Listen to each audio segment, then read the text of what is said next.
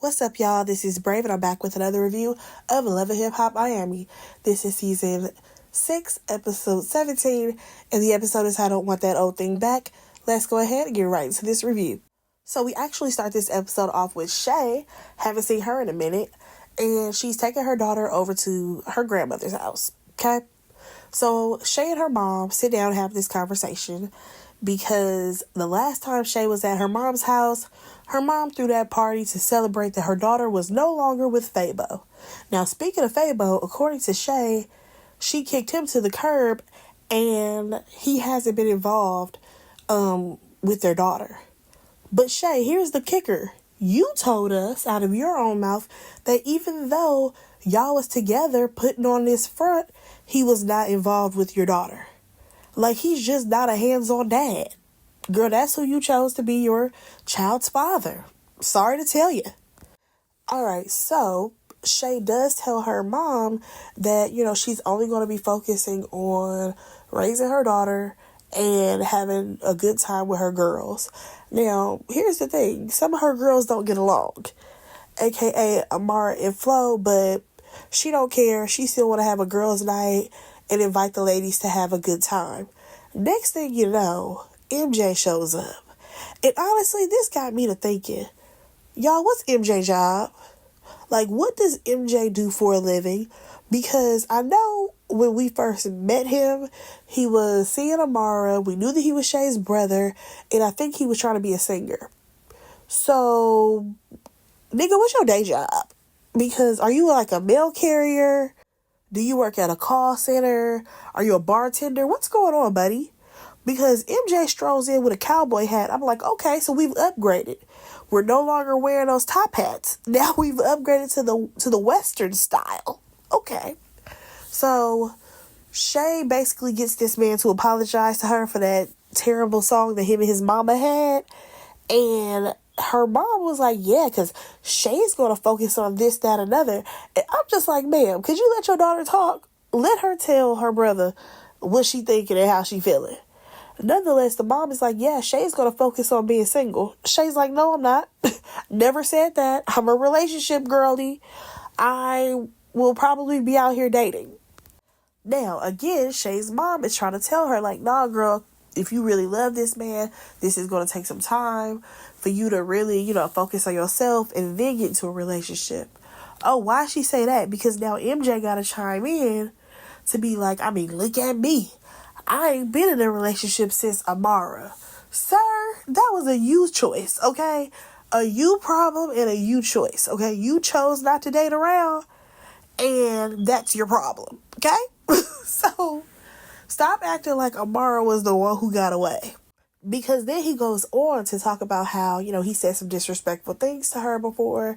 And this was after, he had found out that Amara had kids by Alan and how this was supposed to be his homeboy and all of that. Now he wants a second chance. I'm sorry, why? The girl had a kid. I'm sorry, not a kid, 2 kids with your supposed friend. MJ, what's the problem here? Because I'm not understanding. I'm really not. Then we got his mama chiming in saying, Shay, you're the perfect person to set that up. You're the perfect person to, make these two get back connected. I'm sorry. Excuse me? What? She just got good back with Amara. Okay? She just got back good with that girl. Why are we bringing MJ into it? This is getting weird. This is getting strange. Like, did y'all already have a conversation, Mom and MJ, about some ulterior motives? This is getting weird. And also, it's kind of strange that, like, now he want to play stepdaddy. But you know what? Now that I think about it, MJ the type, he would have played stepdaddy to Amara kids regardless. Because he's just that thirsty. So at this point, Shay wants no parts of this, and I don't blame her. Let's go ahead and move on. Alright, so in our next scene, we have Eliza. She's talking to her cousin Willa, actually, about her and this pregnancy announcement that she gave the family last week. I'm sorry, not last week. It was a couple of weeks ago. whenever that episode aired. Here's the thing. The cousin actually apologized because she feels like she kind of overreacted to this pregnancy announcement because of all the drama that happened when Eliza was pregnant with Rain. And here's the thing. Girl, you could have been overreacting, but also there was some truth in what you were saying. Let's not forget that. So as they're making these vision boards, of course, the conversation of Eliza and her daughter come up because Eliza, when are you going to tell your daughter that you're pregnant? And Eliza, she has this delusion that, everything's going to be perfect. Everything's going to be fine. Her daughter's going to be cool with it because at the end of the day, the kids can play with each other. And I'm just like, Eliza, are you mentally okay? Your daughter is absolutely going to feel some type of way because your daughter still feels a way by the way you did not raise her. Your daughter is probably jealous of your youngest daughter right now. What's her name? Rain? Yeah, I'm pretty sure Shamaya has a little bit of jealousy of Rain because Rain probably gets more of your time than she ever did. Okay? So I definitely think that you're delusional about how your daughter is going to feel about this whole situation. All right, now here's the thing. I'm not going to try to go too hard on Eliza because I believe that she was young when she had her daughter, Shamaya, right? Now, according to her, she ended up leaving her small town to come to Miami and she was a dancer, right? We all know this. And she was taking care of her daughter financially, just, I guess, sending money back home or whatever, making sure the family was straight while she was, dancing in Miami. I'm not even going to hold y'all. At the end of the day, what Eliza did was honestly what a lot of people's parents do. We don't want to admit it, but there have been a lot of kids who have been neglected emotionally because their parents thought, if I'm paying for everything, that's all, my kid needs. Okay? Honestly, we have a whole generation of kids who were basically bought. That's how their parents showed them love. It was through the things that they could provide for them, and they weren't there for them emotionally. Because the parents, when they were coming up, they were broke. They didn't have nothing. So they thought, oh, when I have kids, this is how it's going to make it better. Is if I can provide for them and give them whatever that they need, whatever that they want, and we're all good. Okay? Here's the thing. There is no handbook on how to be a parent. There isn't. Okay? I think that a lot of kids are neglected emotionally, for sure. We see it all the time. No offense to what's her name, Ching Diamond, but she's doing the exact same thing that Eliza's doing. Her mother has her child, and while she out here playing around with her boyfriend, supposedly working, she is, letting her mom raise her kid. A lot of people do this all the time. Actually, there are people who are living with their kids who are emotionally disconnected to their kids because, number one, they're at work all day. They don't see their kids. They don't have the time to come support their kids when they are in school programs and sports and all the things. They put them in the sport. They allowed them to, sign off on them playing basketball, but they ain't ever made it to a game because they had to work. Honestly, it's just the gamble of life, okay? I personally feel like no parent is going to be perfect. None of them. Every parent is going to fall short in something. But I don't think that at this point we need to keep dragging this thing with Eliza.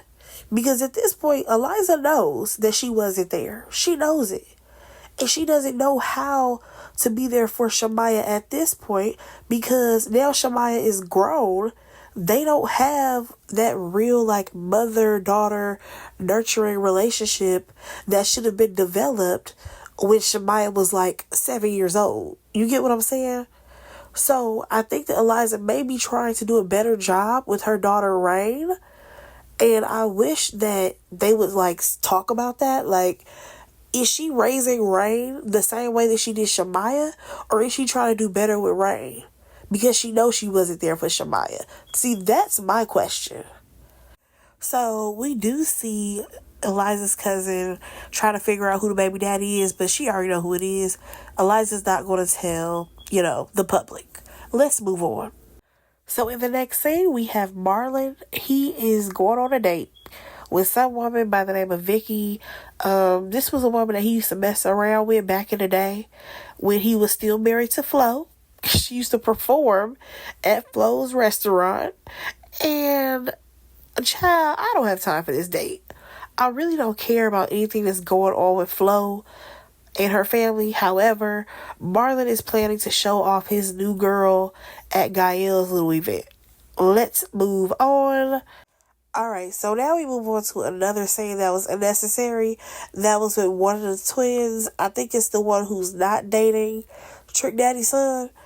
She decides to meet up with Pinky Doll so that way they can discuss Pinky Doll showing up to their performance, or should I say cutting into their performance, and Pinky Doll's making up all these excuses about how, she's new to Miami, she's new to doing music. I'm just like, girl, just say a producer put a battery in your back. So at this point, both of these girls, they start talking about how they sisters ain't really rocking with them, and now they want to go to the studio. For what? Go to the studio for what? And please don't let it be with Derek Milano. Let's go ahead and move on. Alright, so we check in with Shay at her girls' night, which really turned into a girls' trio because it was only her, Amara, and Zoe, because everybody else is beefing.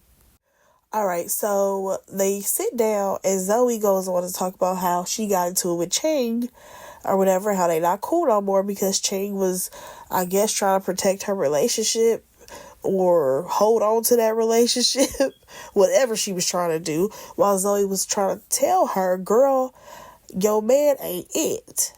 Now, we have Amara. She goes on to talk about how, her and Alan, they've been kind of cool because he been coming around more. And of course, Amara is telling anybody who will listen that she wants to have more kids. And of course, that means with Alan. I don't know why some women are so obsessed with having more children just as for the sake of having the same baby daddy. But girl, if he not even really involved, how is that going to benefit you? Nonetheless, I just want to know, did Amara and Shay fall out in real life already? Because the way Shay was talking about how she don't like Alan, she was like, yeah, because, I don't want her to have no kids with Alan because he already not there for her and the kids. Her mama got the kids 90% of the time. And I'm just like, girl, are y'all friends? Maybe not. But also at the same time, we can say the same thing about Fabo. Next. Now, Shay said all that in the confessional, but when they were at the table, she basically told them, hey, I'm trying to go ahead and go on some dates with a guy that I met on an app because I'm not trying to go back to Fabo.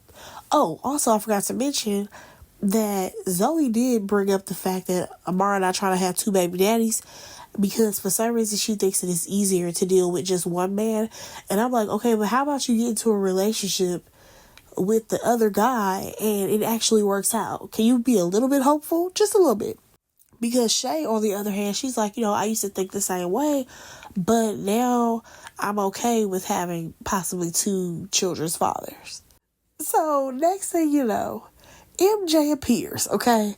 The lady, she is on the mic saying, hey, we have this guy, MJ Johnson, about to perform. And he shouts out Amara. I'm like, this is so embarrassing and cringy. Now, Shay in her confessional was like, I would not be surprised if he called the bar to make sure that he could sing tonight. Because this is all so thirsty. So thirsty. Y'all, MJ made a whole country song. A whole country song. Because he knew he was coming to the country bar. Child, I done heard it all. Now listen, if you actually want to have a career in this music thing, you might want to drop the song. It didn't sound bad. You know what I'm saying? They giving black people a shot in country music. MJ, you might want to strike while the iron is lukewarm. Nonetheless, he goes over to the ladies and he pulls Amara outside so that they can talk. Okay, cool. So basically, he's like, I see that you've been going through all this stuff, and I don't like that you're being disrespected, and blah, blah, blah. But, sir, I'm sorry to tell you, that ship has sailed. I don't think Amara wants you. Now, he did mention how he had left some stuff at her house, and we all know that was in hopes that she would take him back.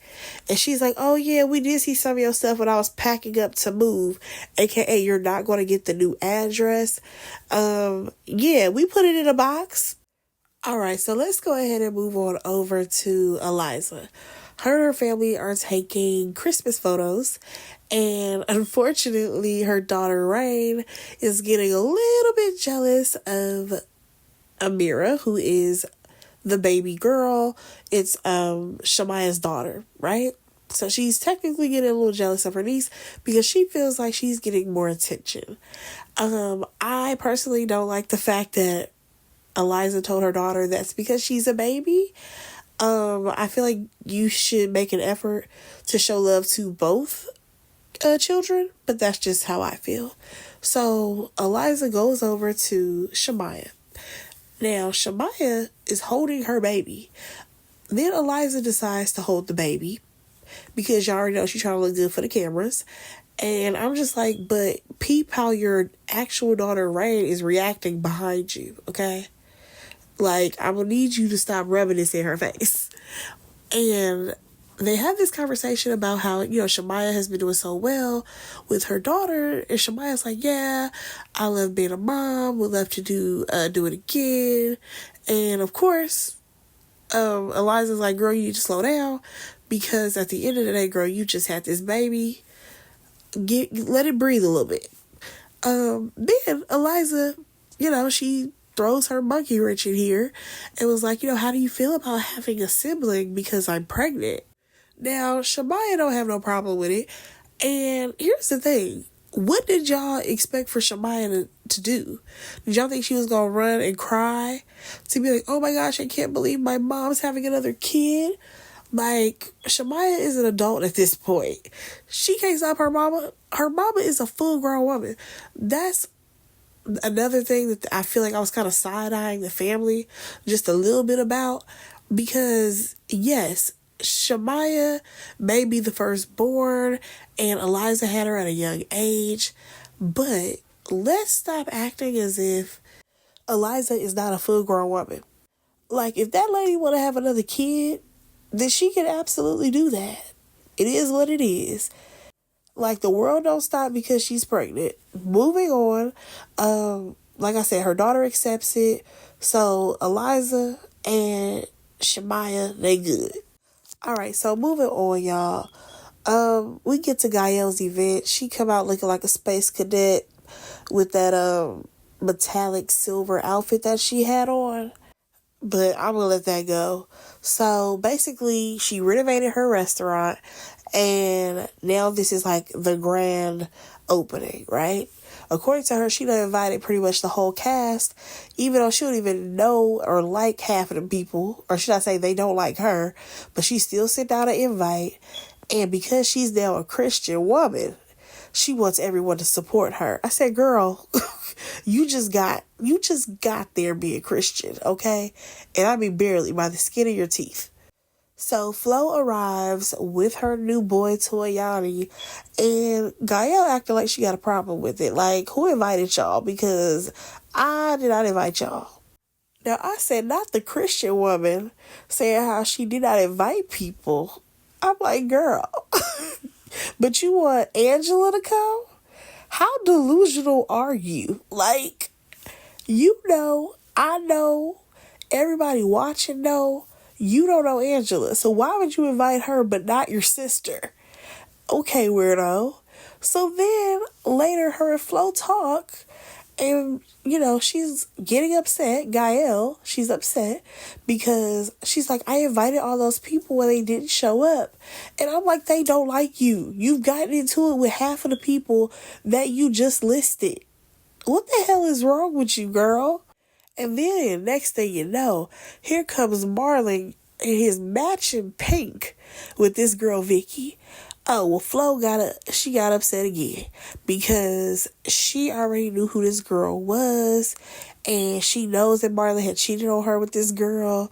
And what's crazy is that she's standing right next to this dude, Yanni, and she's like going off on this girl, like, yeah, because if I wanted to kick you out right now and keep Marlon here, then I could.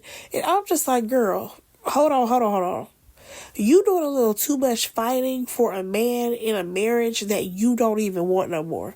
According to you, you don't want this man or this marriage, so I'm gonna need you to bring it down a few notches. Oh God. So Flo is just going back and forth with this girl Vicky.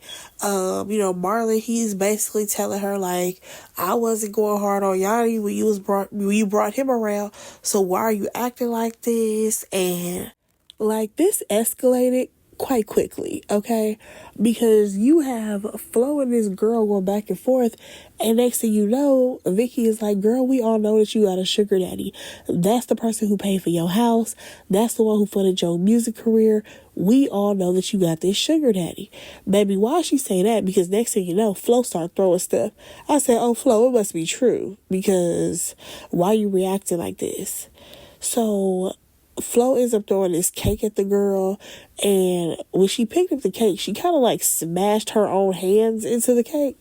So when the girl kind of like leave, or I guess they took her out of there, here go Gael trying to make the scene, telling some, Florence, why would you be like that? And next thing you know, Flo kind of smushes Gael's face with the cake that was left over on her hand.